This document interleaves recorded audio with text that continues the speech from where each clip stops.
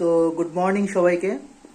তো চলে এসেছি নতুন একটা ভিডিওর সাথে, আমি আর বেবি।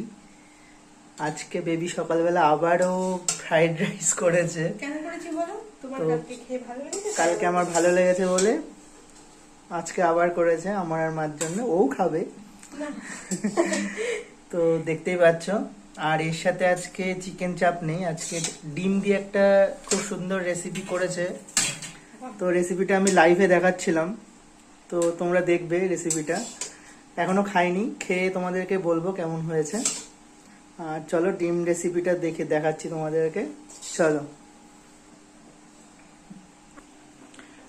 তো এই যে এখন সেই ডিমের রেসিপিটা খোলা হবে, এই দেখো দেখতেই পাচ্ছ। রেসিপিটা আমি লাইভে বেবি দেখিয়েছিল, দেখে নেবে কেমন করে করে। আর দেখি ভেতরে কি আছে দেখাচ্ছি তোমাদেরকে।